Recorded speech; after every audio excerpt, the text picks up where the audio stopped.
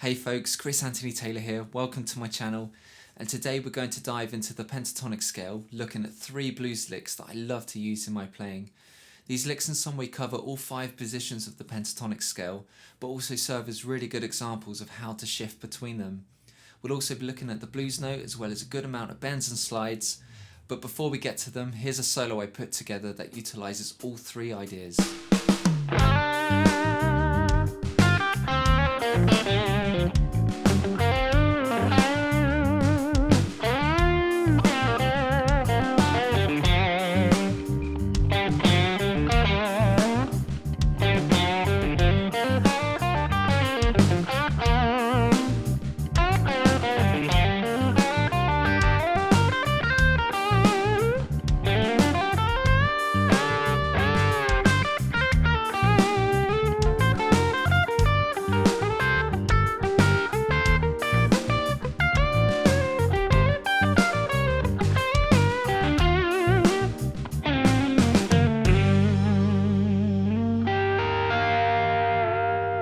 Included a backing track of this performance at the end of the video so you have something to practice the licks along to.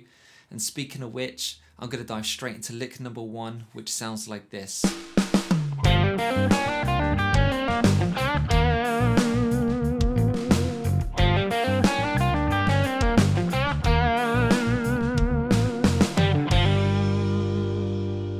So we're working in the key of G using position 1 of the minor pentatonic scale.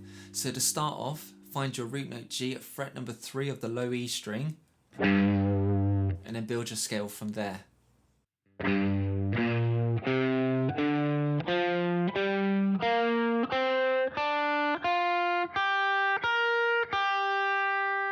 This lick begins by hammering from fret 3 to 5 on both the D and the G strings. I then slide from fret 2 to 3 on the B string using my first finger. That's then followed by a pull off from fret 6 to 3 of the same string.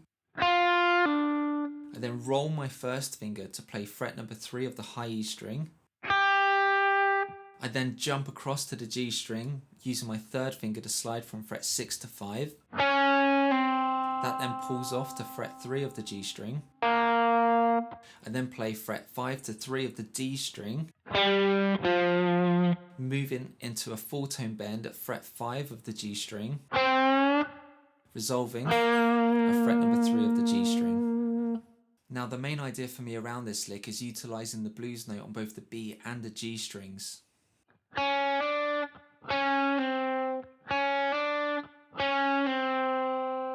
The blues note is a great harmonic tool for adding some colour to your playing, and if you're a beginner guitar player, it's a great way to start experimenting with that outside approach, or that outside playing approach, as it can offer quite a lot of tension. But what I'm doing here is sliding from fret 2 to 3 on the B string, and fret 6 to 5 on the G string. This also makes for quite a nice lick in itself.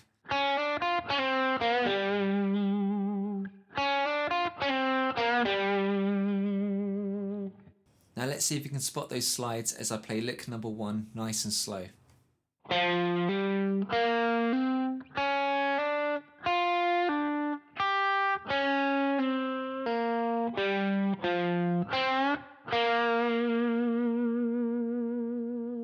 Now to get more mileage out of this lick, and that goes for any licks that you already know how to play, you can try varying how the phrase finishes, or even halfway through take it in a completely different direction.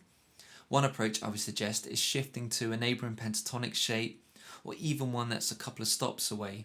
This will help you break out the box, give you access to a different range of notes, and to be honest will just get you thinking completely differently in your approach. So here's lick number 2, a variation of lick number 1 that I prepared with this idea in mind. It sounds like this.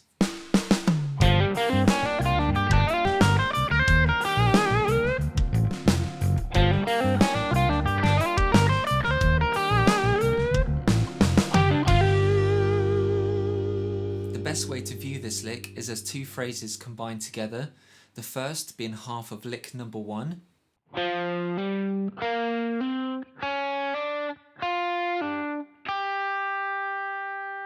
Then using my first finger, I slide from fret 3 into position 2 to play this phrase.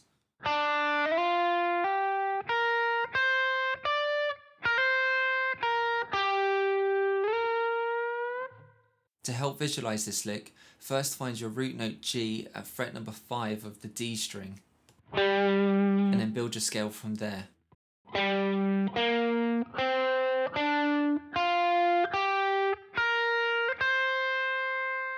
As I mentioned, I used my first finger to slide from position 1 to 2, so that's sliding from fret 3 to 6 on the B string.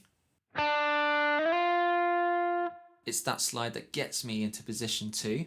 And from there, I then hammer to fret 8 of the B string. I then play fret 6, 8 and 10 on the high E string. That's then followed by a hammer on from fret 6 to 8 of the E string, back to fret 6 of the E string, resolving at fret 8 of the B string. Now I actually finished this phrase with yet another position shift, whereby using my third finger, I slide from fret 8 to 11 into a half bend.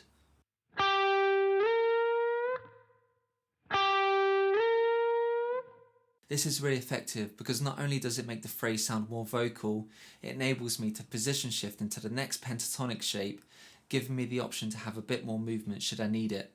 So here's lick number 2 one more time, nice and slow.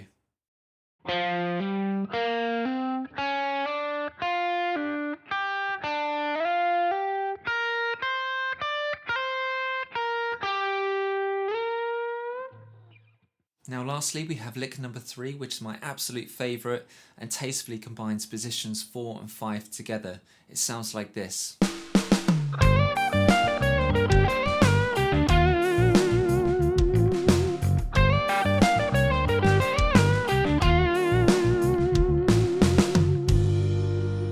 This lick starts in position 5 and I begin by sliding from fret 13 to 15 on the B string using my third finger. I then roll over to the high E string to play fret 15. I roll back to the B string to play fret 15 again. I then play fret 13 of the high E string using my first finger. And right here is where I introduce the blues note by playing a chromatic run from fret 15 to 13 on the B string. So that's frets 15, 14, pulling off to fret 13. Following this, I play fret 15 and 12 on the G string. So one more time, that sounds like this.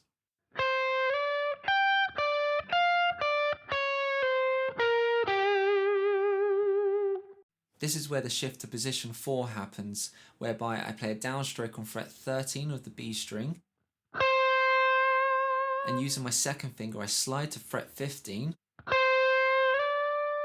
and from here I slide down to fret 11 into a half bend. And this all happens in one pick stroke.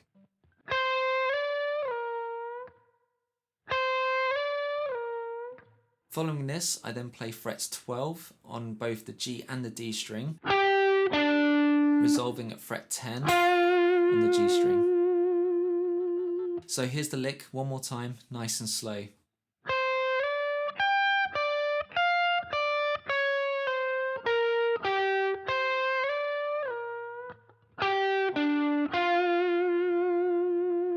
There we have it folks, 3 awesome pentatonic licks that you can start incorporating into your playing straight away. Remember there's a backing track at the end of this video so you can have a bit of a jam to practice these licks along to. And if you've enjoyed this video, please do consider subscribing, hitting that like button, and I'll see you next time.